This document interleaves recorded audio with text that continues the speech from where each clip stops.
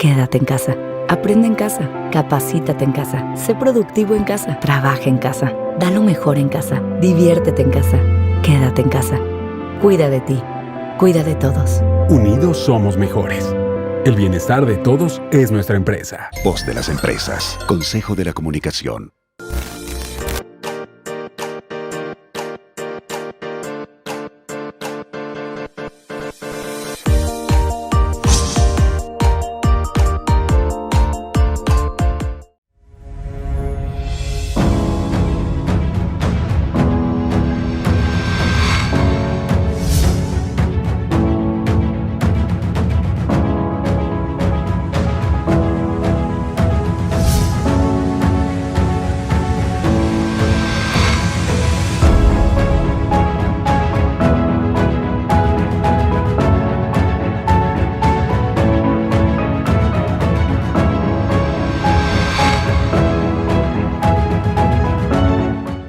Bienvenidos otra vez al programa La Palabra Compartida, de un programa dirigido por DGES Media.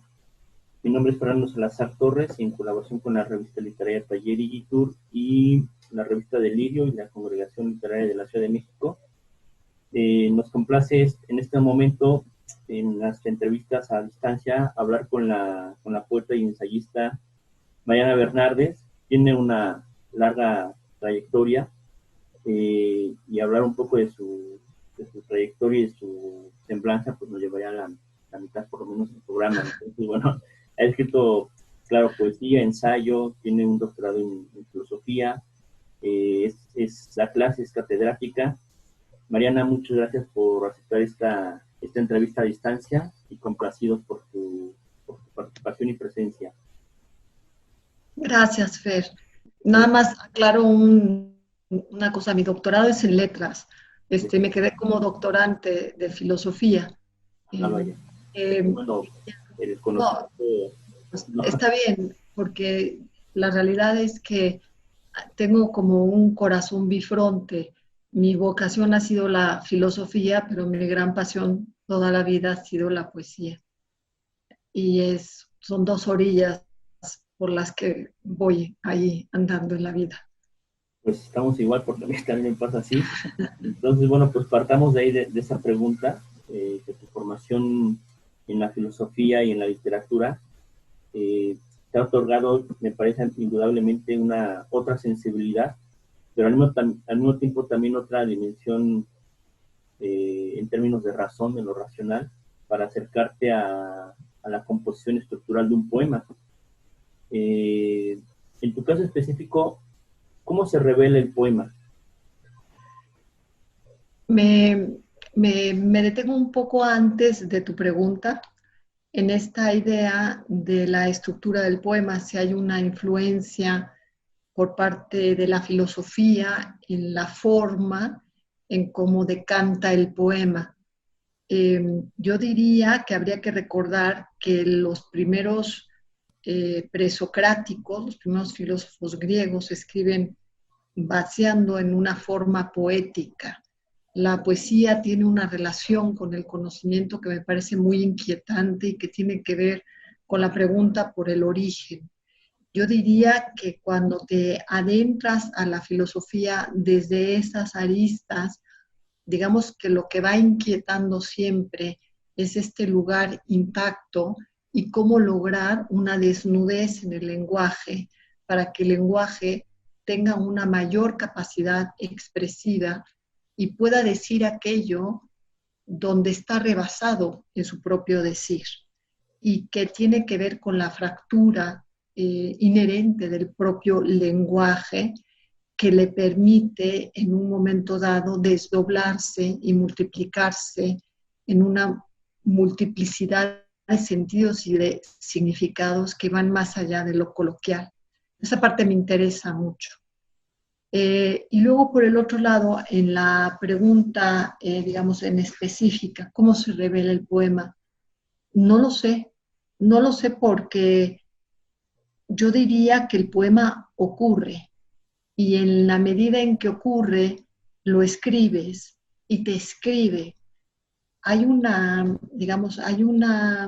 Es como un vaso comunicante y el punto es si hay esta apertura para permitir que el poema ocurra y suceda.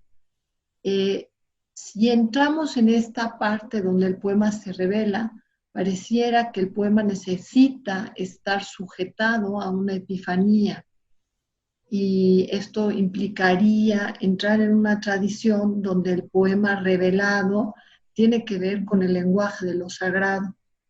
Yo diría que nunca he tenido una experiencia de lo sagrado, pero sí he tenido una experiencia poética. No puedo hacer una comparación y decirte qué tan cercana es una orilla a la otra, pero sí sé que el poema ocurre y que uno está atento, requiere una atención, un atender a esto que está sucediendo y que uno sostiene ese suceder, y que también tiene que ver con la distensión del tiempo. De alguna manera, el ocurrir del poema fractura la linealidad del tiempo. Y esto implica entrar en otro tipo de discusiones que, pues, yo me imagino que habrás alguna vez leído este texto maravilloso de Bachelard, El instante poético, que también recuerda mucho esta concepción del tiempo vertical de Juarros, por ejemplo, ¿no? En fin, este es, digamos, el punto que es como para mí fundamental a la hora de escribir poesía. No sé qué tanto se revela, no sé, es algo que se te da a ver. Yo diría que esa es, digamos, la expresión que más se ajusta a mi experiencia. Es algo que se me da a ver y en tanto que se me da a ver es algo que está ocurriendo. A la hora de escribirlo es igual. O sea, siempre va demandando cosas diferentes la escritura. Y claro, y ahorita estás hablando un poco, quizá tocando el tema también de la inspiración, que desde siempre ha estado ese binomio o dicotomía entre si es racional o es una inspiración, la creación. Y con eso quería preguntar lo siguiente. Cada autor o cada poeta tiene como un modo de escribir o distintos modos, ¿no? O sea, no hay uno solo personalmente. En tu caso, ¿cuándo sabes el momento en el que el poema tiene que ser escrito o debe ser escrito? Es decir, por las lecturas que has hecho, a lo mejor una lectura que estés realizando, un instante de pronto de reflexión. Estoy preguntando un poco por el procedimiento del poema. Recuerdo un ensayo muy hermoso de Mircea Eliade que se llama El lápiz de Unamuno, que refiere a esta idea de Unamuno, que él no podía escribir si no tenía un lápiz en la mano, ¿no? Y que había todo un ritual preparatorio para poder escribir. Yo te diría que para mí lo que es muy importante es la concentración, es el silencio. Es el poder en algún momento dado mirar una pared en blanco. Es la capacidad como de borrar este barullo que es como usual en la cabeza. No es lo mismo escribir un poema que escribir un ensayo. Un ensayo requiere muchísima lectura, requiere muchísima reflexión y requiere de alguna manera un sentido de juego muy exacerbado, pero a nivel racional. La poesía va por otros caminos, porque la poesía lo que te va a dar es un saber por conmoción. Y aquí, digamos, la discusión es si la razón se puede o no decir de muchas maneras, si la razón digamos, tiene esta capacidad de abrirse a otras formas de desplegarse, si la razón es mucho más importante que la conciencia como escenario. En fin, da para mucho esto. En mi caso muy particular, no hay un ritual. A veces simplemente estoy apuntando palabras, a veces hay, por ejemplo, previo a escribir algo, muchos años de sacar fotografías. A veces simplemente es eso, cuando te digo lo que se me da a ver, literalmente es esto, ¿no? Hay un libro que se llama En el pozo de mis ojos, que este libro me lo publicó Mario del Valle, de Papeles Privados. Y bueno, en breve lo que quiero decirte es que hubo una época en donde literalmente lo único que se me aparecían a donde fuera eran ángeles.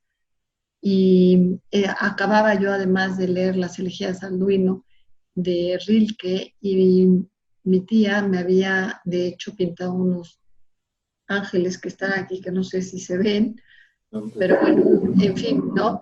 Entonces hay un aspecto visual que es muy importante y que hay una reiteración en esto, ¿no? Y que lleva a la escritura. Pero yo diría que tiene que ver con la exacerbación de los sentidos y con dejarse llevar por esa exacerbación de los sentidos. Es muy raro saber cuando uno se va a sentar a escribir un poema, saber con precisión hacia dónde va a ir el poema. Más bien tú lo que haces es ir tras la huella del poema. Y para eso, pues es como estar yendo tras la sombra furtiva de un movimiento inapresable. Digamos, lo que va a dispararte temas que van a ser parte de una cosmovisión o que van a ir conformando esa cosmovisión de tu propio mundo poético. No sabes con precisión cuándo, qué, ¿no? Cuáles son estos nudos donde se va a ir revelando el tema, ¿no? Y obviamente cuando te digo que se va revelando el tema es porque la poesía tiene un sustrato simbólico fundamental.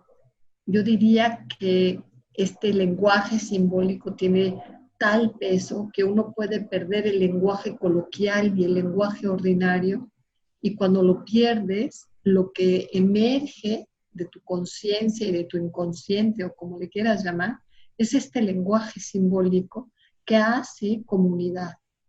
Es muy importante el símbolo porque el símbolo además tiene esta capacidad de transmutarse y de permutarse, y por eso siempre recuerdo cuando di un curso sobre Edipo, tenía una alumna que era verdaderamente muy simpática y un día estaba muy enojada conmigo porque me dijo, bueno, ya, cuéntame bien la historia, dime cuál es el principio, cuál es el final y cuál es, no, cuéntame una historia lineal sobre Edipo.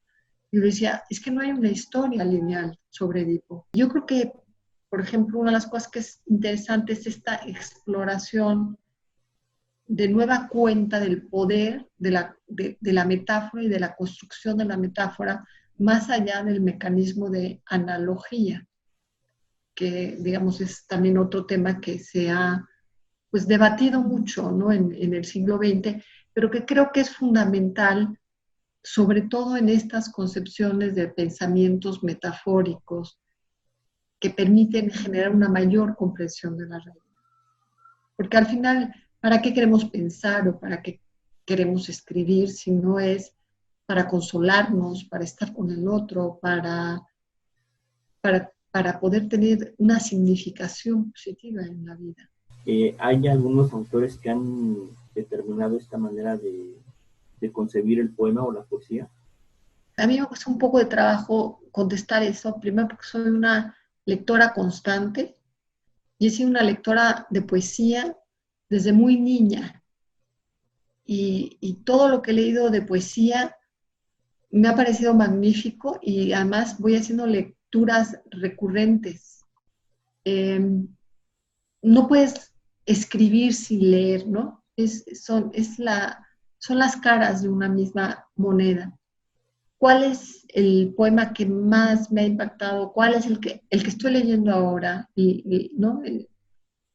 Tuve un acercamiento, obviamente, por cuestiones familiares a la poesía española. Mi familia es del exilio español. Mi padre, además, y mi madre eran personas muy cultas, eran lectores ávidos y tuve el privilegio de crecer con libros. Y también diría que mi padre era un hombre de la escuela antigua, que se les enseñaba a aprender cosas de memoria, entonces todo el tiempo nos recitaba constantemente, constantemente, y eso fue para mí muy importante. Cuando supe que yo quería escribir poesía, cuando me tocó escuchar un poema de Rafael Alberti, Canción 8. Cuando yo escuché a Rafael Alberti recitar Canción 8, yo dije, esto es lo que yo soy, esto es lo que yo quiero hacer. Era muy niña y quiero decirte que además yo crecí en una familia donde todos son médicos, por tradición. Mis bisabuelos, mis abuelos, mis padres, mis hermanos, mis cuñados, todos, ¿no? Entonces el hecho al final de decir, no, yo quiero escribir poesía, pues fue algo que generó una, digamos, como una gran reverberación en la familia, porque era algo, pues era algo que era como parte de la vida, pero no era algo a lo que te dedicabas, ¿no? Pero yo lo tuve claro y aunque muchos años hice hacia la parte de medicina, porque hice 2 propedéuticos de medicina,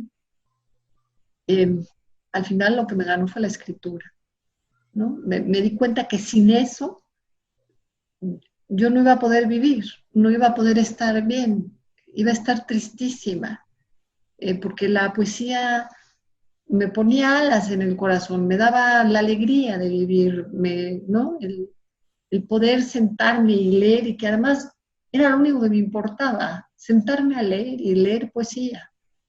Y recuerdo tardes, enormes tardes, leyendo a Alberti, como a Tomás Segovia, como a Darío, como que me fuera cayendo en las manos, gozosamente, ¿no? Tuve mucha suerte en ese sentido. Pues muchas gracias por haber aceptado esta invitación, aunque sea a distancia.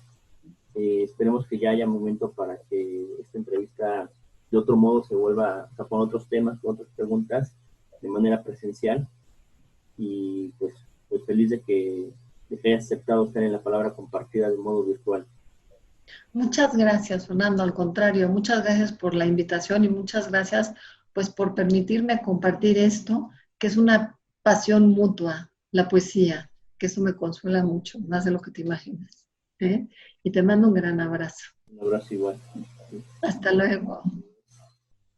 Bueno, Mariana, pues gracias al programa La Palabra Compartida, de un programa dirigido por DGES Media. Mi nombre es Fernando Salazar Torres, y en colaboración con la revista literaria Talleres Tour y la revista Delirio y la Congregación Literaria de la Ciudad de México,